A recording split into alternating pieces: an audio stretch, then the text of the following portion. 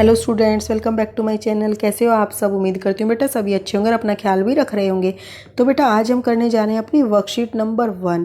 अब ये मत बोलना वर्कशीट नंबर 1 कल भी की थी बेटा, वो की थी हमने इंग्लिश सब्जेक्ट की, ठीक है।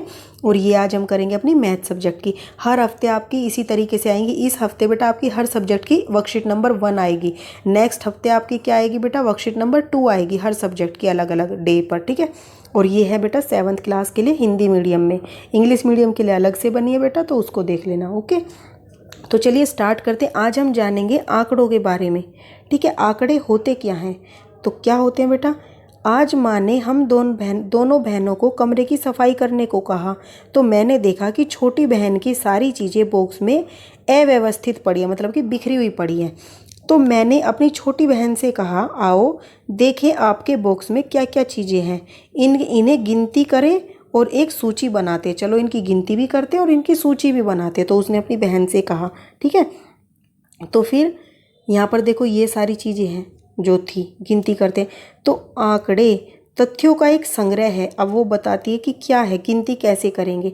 तो आंकड़े होता है, आंकड़े क्या होते हैं बेटा? गिनती होती है। तो तथ्यों का वह संग्रह होता है जैसे कि संख्या हो गए, शब्द हो गए, माप हो गए, अवलोकन हो गए, या केवल चीज़ों का विवरण हो गया।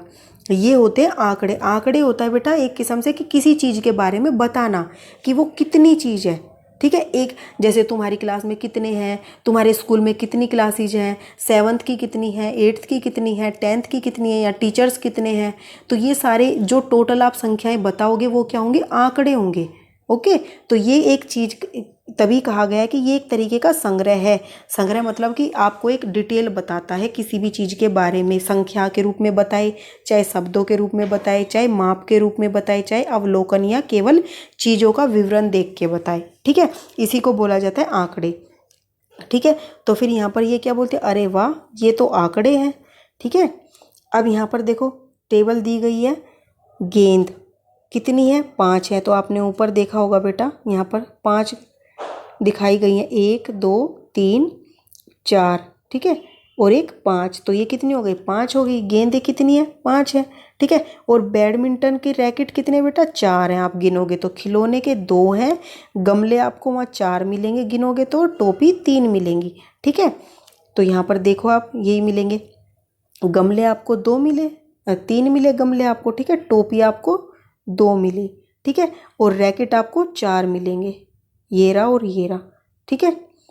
और ये गमला रहा बेटा, ये गमले आपके 1 2 3 4, ठीक है। तो गमले कितने? 4 हैं। और जो ये हैं बेटा गुड्डे, आप इसको बोल सकते हो ये 2 हैं। यहाँ पर क्या बोला गया? खिलौना बोला गया इसको, ओके। अब बेटा चलिए अभ्यास करते हैं। तो अभ्यास में क्या है? आप इन्हें बढ़ते क्रम में लिखिए। किनको बेटा? जो ये आपको आंकड़े दिए गए हैं, ठीक है। हर चीज़ की मतलब चीज़ों का संख्या बताना आंकड़े कहलाता है। देखो हर चीज़ को व्यवस्थित करके बता दिया, भाई ये इतनी है, ये इतनी है, ये इतनी है, तो ये क्या कहलाएंगे? आंकड़े कहलाएंगे ये, ठीक है। तो इसमें क्या है बेटा? आप इन्हें बढ़ते क्रम में लिखो। तो सबसे पहले क्या लिखना है? बढ़ते क्रम में सबसे छोटी चीज़ आएगी, क्योंकि आपको बढ़ते जाना है तो छोटी से शुरू करोगे। तो सबसे कम क्या है बेटा? 2। तो क्या आ जाएगा? 2 पहले आएगा, ठीक है। फिर क्या आएगा बेटा? 2 से बड़ा 3 है, 3 से बड़ा 4 है, फिर से 4 है, तो आप ऐसे लिख दोगे एक साथ। फिर क्या आएगा? 5। तो ये क्या हो गया? बढ़ता क्रम हो गया इनका, ठीक है।